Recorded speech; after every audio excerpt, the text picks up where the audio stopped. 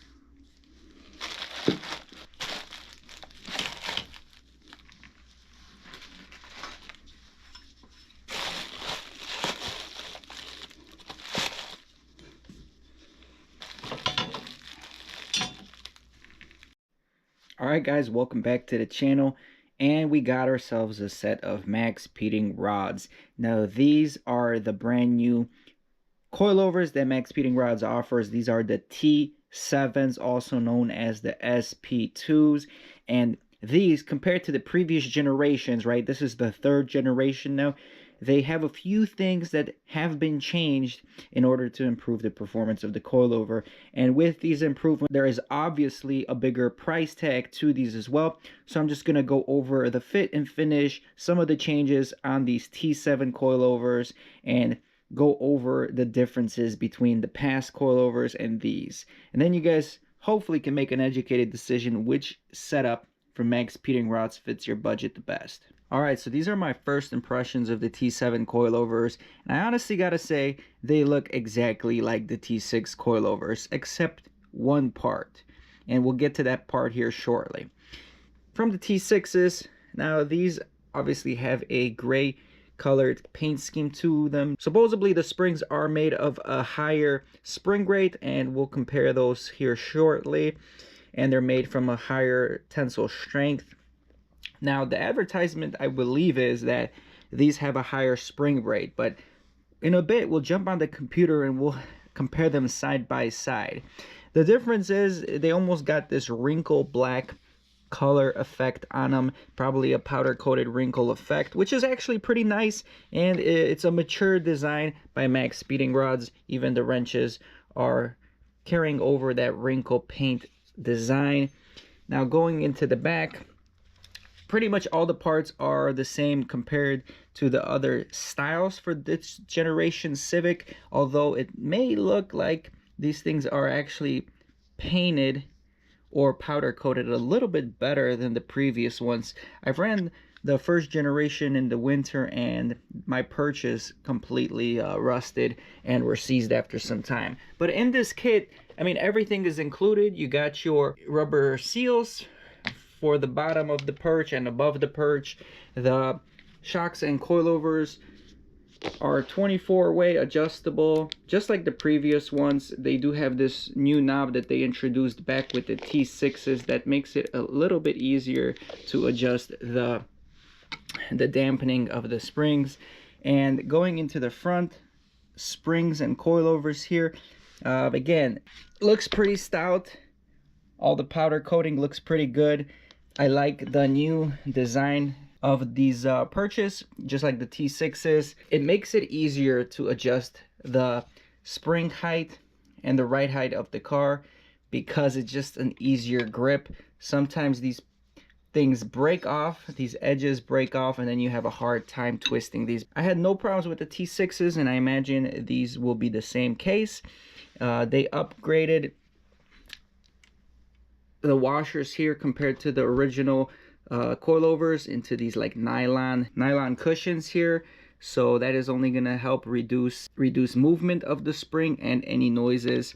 Now, just like the T6s, they have a complete boot on the shock body, both the rear and the front. As you can see, that's just going to help prevent wear and tear and dirt going into the shock body. 24-way adjustable again. They have independent spring preload adjustment to ride height adjustment, which is a must on any coilovers these days. All right, as far as the top hats, you do have an adjustable camber plate on the top. All the hardware is included with these coilovers.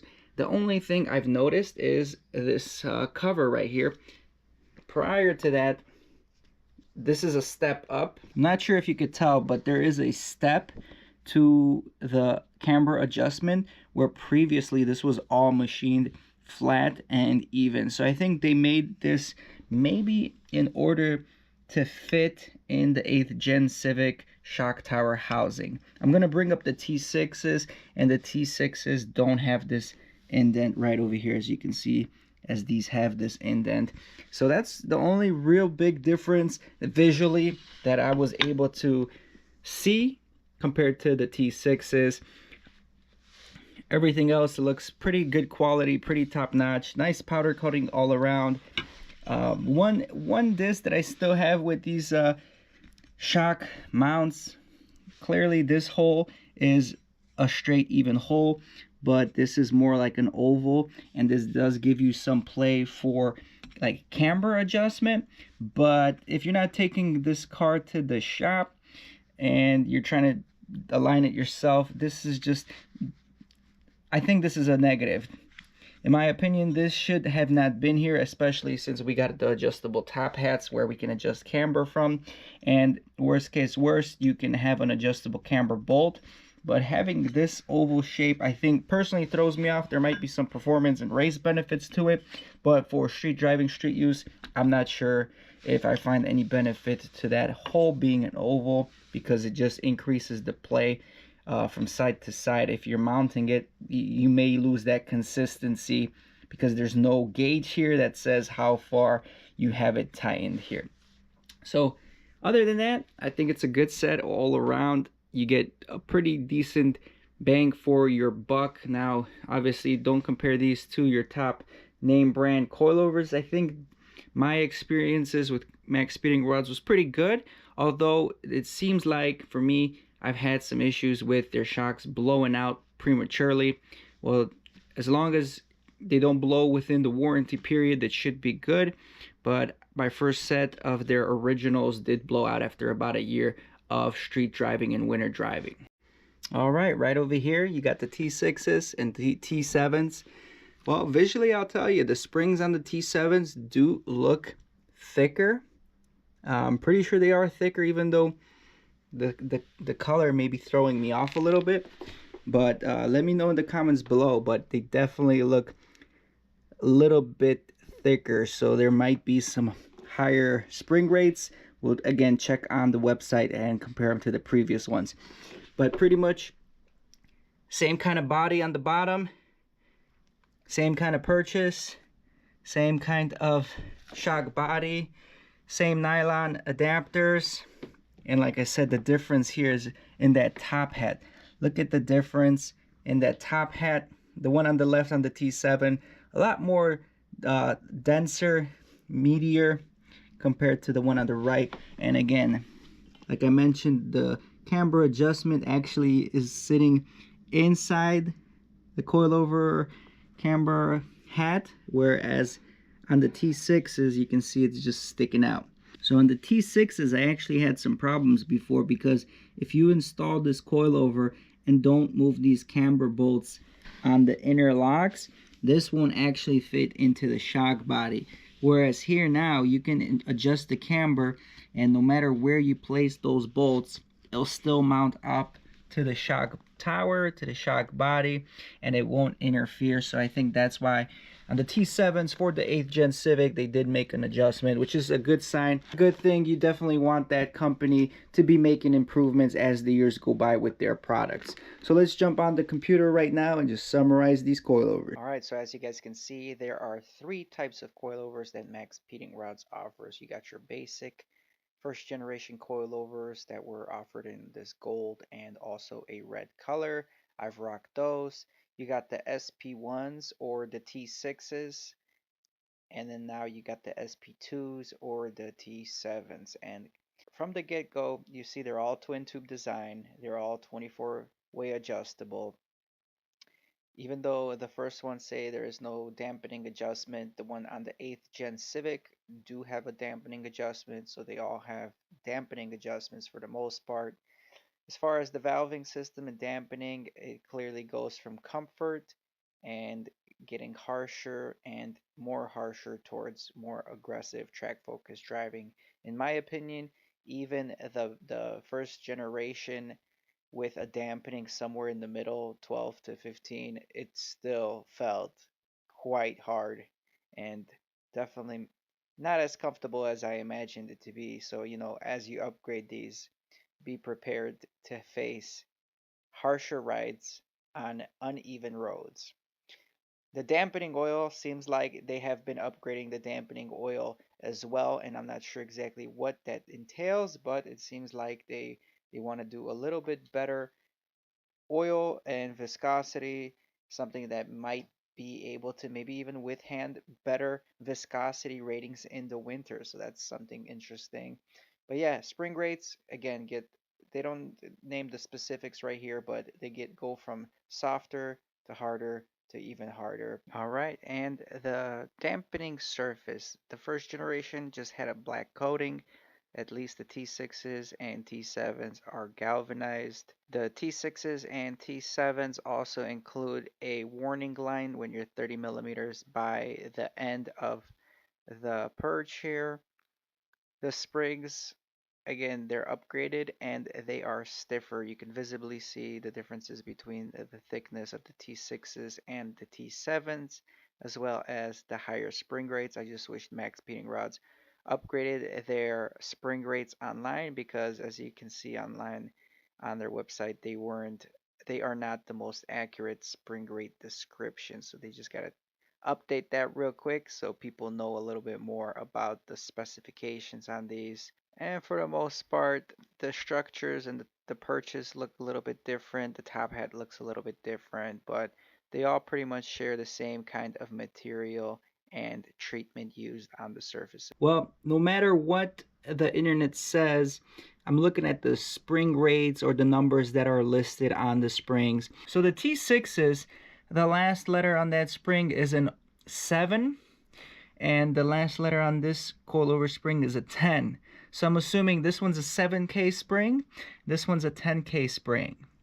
Going back to the rears, you can barely see it, but the last letter is a 6, or the last number is a 6, whereas the last letter on the T7s is an 8. So 7K up front, 6K in the back on the T6s, and it looks like there's a 10K up front and an 8K in the back. So definitely, if that's true, the new T7s are definitely a little bit harder and less streetable. So definitely the T7s are more dedicated with the more occasional track use or spirited driving, whereas the T6s would be more comfortable for the street as a daily driver. All in all, guys, I'm pretty happy with the T6s. I've been running them for a little bit. Time to remove them off the car and throw on the T7s, show you guys how the car setup is at the current moment. And I'll give you the full review of these coilovers after a few weeks or months of driving on them, so I can get a little bit more accurate representation of how they perform on the street as a daily driver.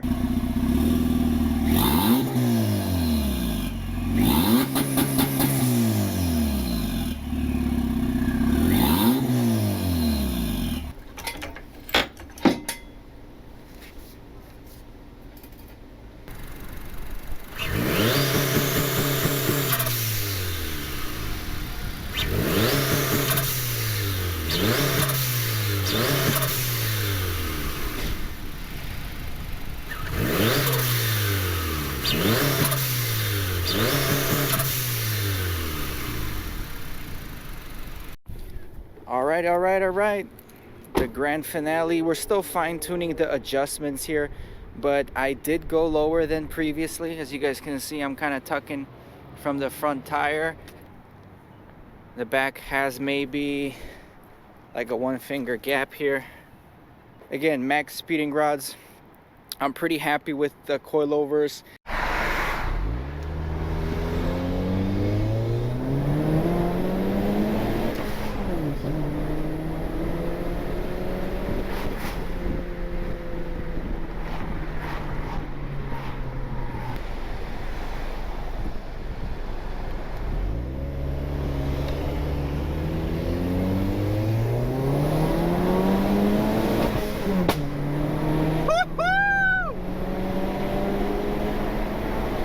If you're looking for a budget coilover, these are an excellent choice. Affiliate link down below to get yourself a discount on them. Overall, can't say anything bad about them. For a budget coilover, it's definitely worth the money, and I'm loving the way the car is looking. I ain't here for the money, I ain't here for the fame.